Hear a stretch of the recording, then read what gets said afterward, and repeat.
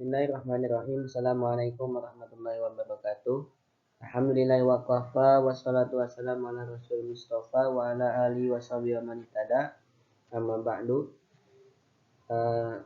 Yang terhormat Ibu dosen pengampu mata kuliah pengembangan kurikulum PAI berbasis literasi, yakni Ibu Hernanelis MPD.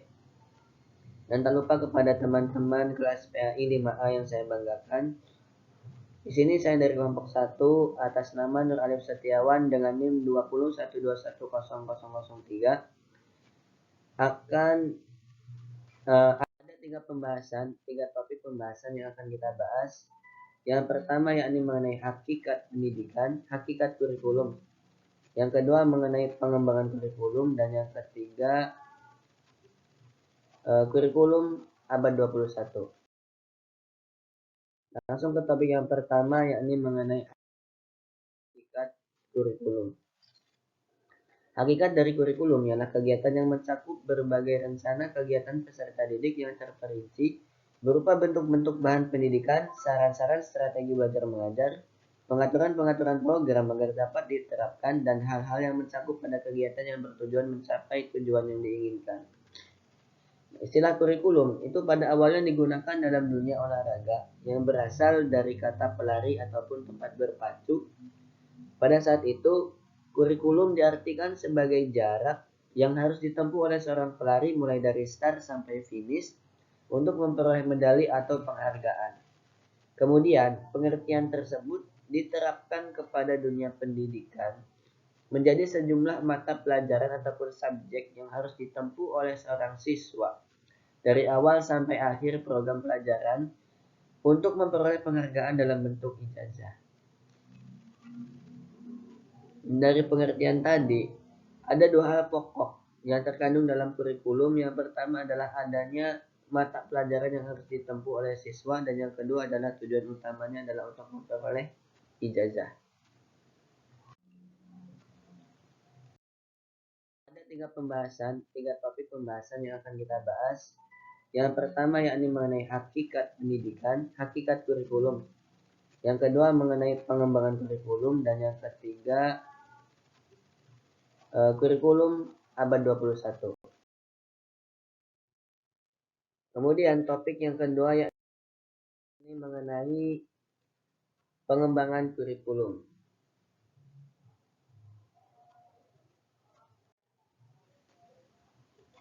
Ada pendapat-pendapat mengenai pengertian pengembangan kurikulum. Pendapat yang pertama dikemukakan oleh Suparlan, yakni pengembangan kurikulum adalah proses perencanaan dan penyusunan kurikulum oleh pengembang kurikulum dan kegiatan yang dilakukan agar kurikulum yang dihasilkan dapat menjadi bahan ajar dan acuan yang digunakan untuk mencapai tujuan pendidikan. Kemudian pendapat yang kedua dikemukakan oleh Nana Saudi Sukmadinata. Menurutnya, pengembangan kurikulum adalah perencana, pelaksana, penilai, dan pengembang kurikulum sebenarnya. Suatu kurikulum itu diharapkan memberikan landasan, isi, dan menjadi pedoman bagi pengembang kemampuan siswa secara optimal sesuai dengan tuntutan dan tantangan perkembangan masyarakat. Dari pengertian-pengertian tadi dapat kita ambil kesimpulan bahwa pengembangan kurikulum itu harus sesuai dengan konsep yang akan ditempuh atau dipilih oleh suatu lembaga agar pengembangan kurikulumnya dapat terarah dan terukur. Kemudian tujuan pengembangan kurikulum. Sesuai dengan fungsinya, kurikulum adalah suatu acuan yang sangat penting dalam dunia pendidikan. Maka kurikulum sudah menjadi keharusan untuk menyesuaikan dengan perkembangan teknologi dan dinamika penduduk atau masyarakat agar tujuan dari pendidikan itu dapat mencapai tujuan nasional sesuai dengan undang-undang negara kita, yaitu Undang-Undang Dasar 1945. Tujuan pengembangan kurikulum menurut para ahli pendidikan yakni bahwasanya pengembangan kurikulum itu bertujuan untuk merumuskan suatu proses dinamika yang dapat menjawab tantangan terhadap tuntutan perubahan yang terjadi dalam pemerintahan dan bersifat umum. Pencapaiannya relatif dalam jangka panjang, sejalan dengan visi dan misi pendidikan nasional. Kemudian komponen pengembangan kurikulum. Yang pertama ada tujuan. Perumusan tujuan ini diperlukan untuk meningkatkan kemampuan siswa sebagai anggota masyarakat dalam mengadakan hubungan timbal balik dengan lingkungan sosial, budaya, dan alam sekitarnya. Kemudian komponen yang kedua ada konten. Konten atau isi kurikulum ini merupakan susunan dalam bahan kajian dan pelajaran untuk mencapai tujuan pendidikan nasional. Komponen yang kedua ada aktivitas belajar. Aktivitas belajar ini dapat didefinisikan sebagai berbagai aktivitas yang diberikan pada pembelajaran dalam situasi belajar mengajar. Komponen yang keempat yakni sumber.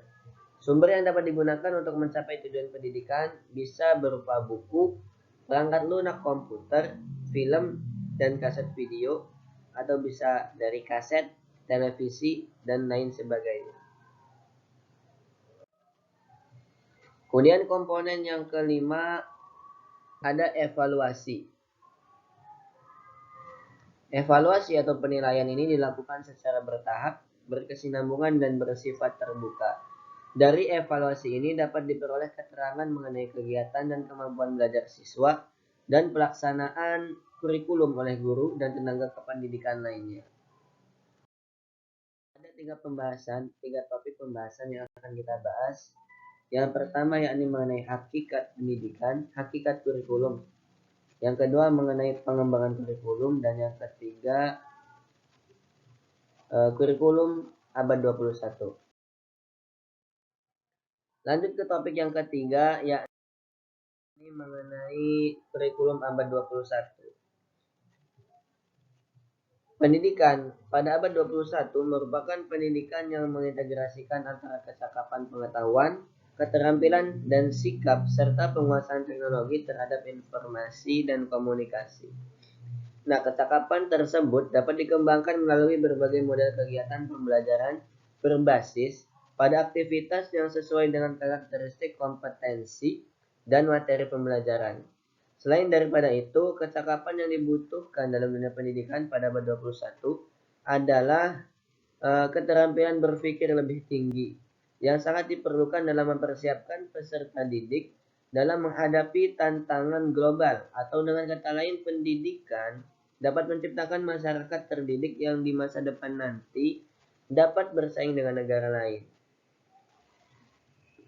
Kecakapan abad 21 yang terintegrasi dalam kecakapan pengetahuan, keterampilan, dan sikap, serta penguasaan TIK dapat dikembangkan melalui yang pertama kecakapan berpikir kritis dan pemecahan masalah, yang kedua melalui kecakapan berkomunikasi, yang ketiga kecakapan kreativitas dan inovasi, yang keempat kecakapan kolaborasi. Keempat kecakapan tersebut telah dikemas dalam proses pembelajaran kurikulum 2013. Kemudian tujuan dari kurikulum abad 21 ini adalah untuk mengembangkan bakat, minat, dan potensi peserta didik agar berkarakter, kompeten, dan literat.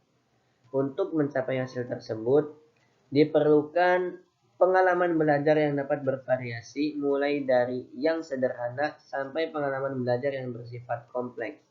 Dalam kegiatan tersebut, guru harus melaksanakan pembelajaran dan penilaian yang relevan dengan karakteristik pembelajaran abad 21. Selanjutnya ada kurikulum ideal dan aktual. Kurikulum ideal yaitu kurikulum yang berisi sesuatu yang ideal, sesuai yang dicita-citakan sebagaimana yang tertuang di dalam dokumen kurikulum. Sedangkan kurikulum aktual yaitu kurikulum yang dilaksanakan dalam proses pengajaran dan pembelajaran. Kenyataan pada umumnya memang jauh berbeda dengan harapan. Namun demikian, kurikulum aktual ini seharusnya mendekati dengan kurikulum ideal. Kurikulum dan pengajaran merupakan dua istilah yang tidak dapat dipisahkan. Kurikulum merujuk kepada bahan ajar yang telah direncanakan yang akan dilaksanakan dalam jangka panjang, sedangkan pengajaran merujuk kepada pelaksanaan kurikulum tersebut secara bertahap dalam belajar mengajar.